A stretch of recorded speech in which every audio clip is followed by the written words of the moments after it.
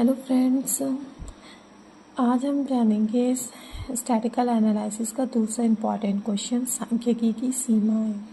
इसके पहले वीडियो 1 में हमने बताया था कि सांख्यिकी क्या होती है और सांख्यिकी के क्या क्या कार्य होते हैं। ठीक है, आज हम जानेंगे कि सांख्यिकी की क्या क्या सीमाएं हैं।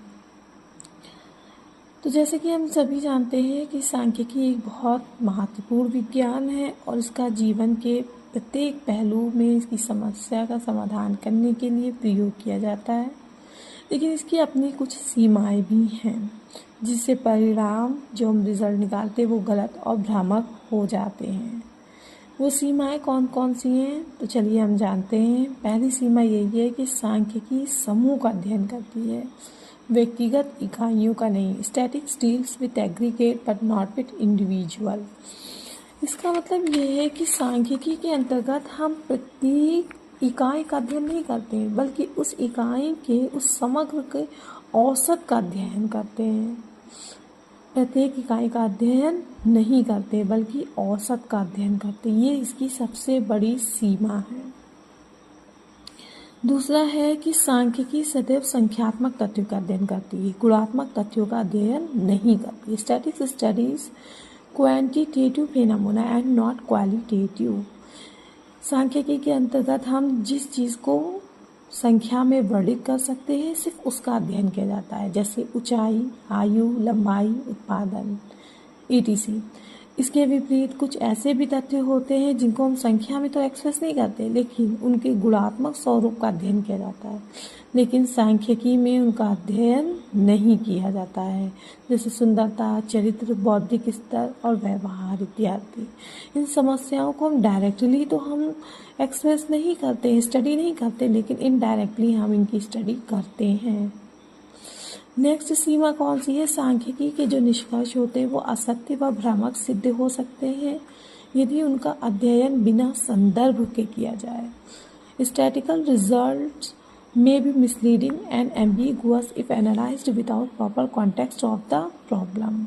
इसका मतलब यह है कि अगर हम कोई भी निष्कर्ष निकाल रहे हैं और बिना संदर्भ के निकाल रहे हैं तो वो सही नहीं हो सकते हैं, वो गलत भी हो सकते हैं, है ना। वो कैसे? अगर एक सूती वस्त्र उद्योग है और उसके वर्षों का लाभ 10,000, 13,000, 18,000, 25,000 रुपये है, वहीं दूसरी तरफ एक जूट उद्योग है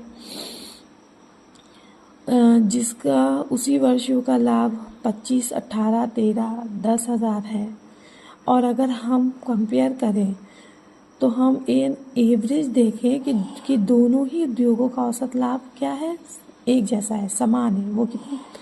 16,500 रुपये, दोनों का ही औसत लाभ आ रहा है।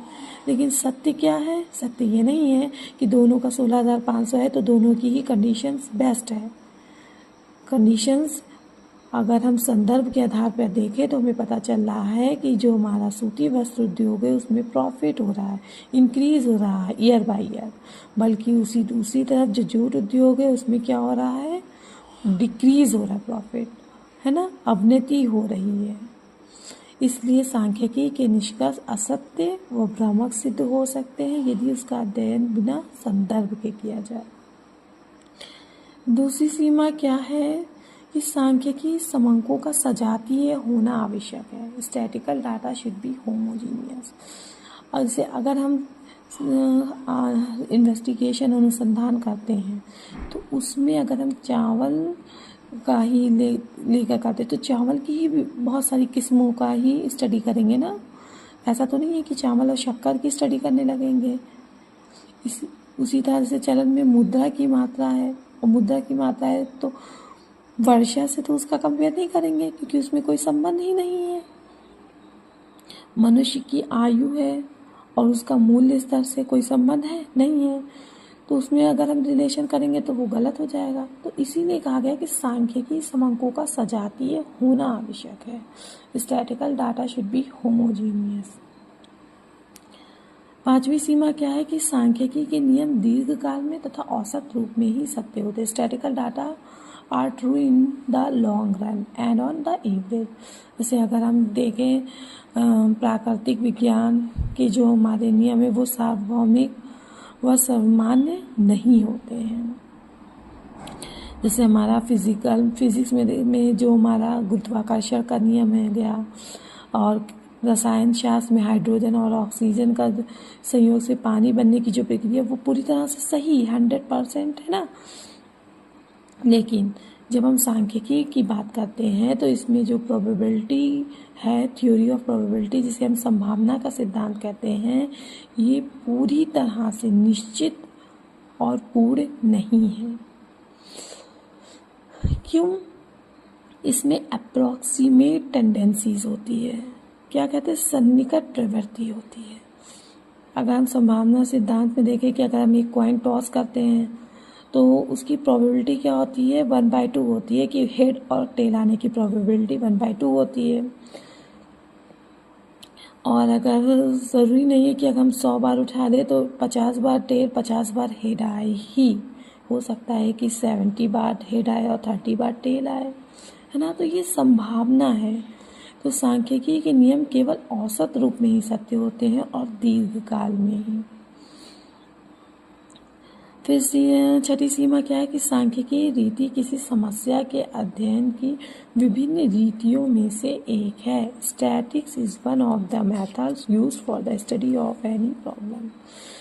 सांख्यिकी जीवन में जितनी भी सामान्य जीवन में जितनी भी समस्याओं का अध्ययन किया जाता है उनके अध्ययन की अनेक रीतियाँ होती हैं, लेकिन सांख्यिकी जो है वो भी उन रीतियों में से एक रीति है।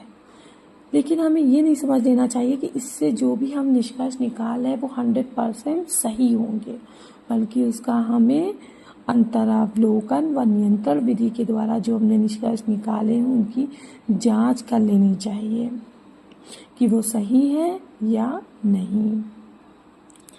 सातवीं सीमा क्या है कि सांख्यिकी का प्रयोग वही व्यक्ति कर सकता है जिसे सांख्यिकी रीतियों का पूर्ण ज्ञान हो। Statistics can be used only by a person who possess the perfect knowledge of statistical methods. अब सांख्यिकी की ये अपनी सीमा है कि सांख्यिकी का जो प्रयोग है वो एक योग्य व्यक्ति ही कर सकता है। इस संबंध में यूल एवं कैंडाल ने यह कहा है कि अयोग्य व्यक्तियों के हाथ में सांख्यिकी रीतियां अत्यंत खतरनाक औजार है। डॉक्टर बाउले ने लिखा है कि समंक केवल एक अकल्याणकारी हो सकते हैं। क्या लिखा है? समंक केवल एक आवश्यक किंतु अपूर्ण औजार प्रदान करते हैं जो उन लोगों के हाथों में खतरनाक है जो उनका प्रयोग विधि और कमियों से परिचित नहीं है ना। तो इस तरह उन्होंने बताया कि सांख्यिकी का प्रयोग वही व्यक्ति कर सकता है जिसे सांख्यिकी रीतियों का पूरा ज्ञान हो। आठवीं सीमा क्या है इसकी? सांख्यिकी केवल साधन मात्र है, समस्या का समाधान नहीं है। इसका मतलब ये है कि सांख्यिकी एक कच्ची सामग्री के रूप में समंकों को प्रस्तुत करती है। इससे हमें ऐसे निष्कर्ष निकालने चाहिए जो सभी लोग एक्सेप्ट कर सकें और जिसके अंतर्गत पक्षपात रहित आंकड़ों को शामिल किया जाए और विभिन्न तरीकों से आवश्यकता अनुसार प्रस्तुत किया जा सकता है। इसीलिए हम इसे पक्षपात रहित आंकड़ों व समंकों के रूप में प्रस्तुत करना चाहिए। सांख्यिकी एक केवल साधन नहीं बल्कि समस्या का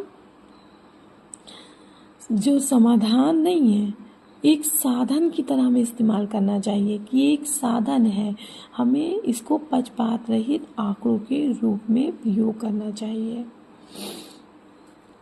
इस तरह हमने जाना कि सांख्यिकी की क्या क्या सीमाएं होती हैं। इन सभी सीमाओं को ध्यान में रखकर ही हमें सांख्यिकी का इस्तेमाल करना चाहिए जिससे हमारे जो निष्कर्ष निकाले जाएं वो निष्कर्ष सत्यता के एकदम करीब हो सके, क्योंकि 100% श्योर नहीं होता है। ठीक है, इसलिए हमें ये कोशिश करनी चाहिए कि अनुसंधानकर्ता को कि इन सीमाओं को ध्यान में रखकर ही हम अपने निष्कर्ष निकालें, जिससे हमारे निष्कर्ष सत्यता के करीब हो सके। इस तरह हमने जाना कि सांख्यिकी की क्या क्या सीमाएं हैं। नेक्स्ट वीडियो में हम जानेंगे कि सांख्यिकी की कौन कौन सी तकनीक है और उसकी स्टडी करेंगे। Thanks watching my videos.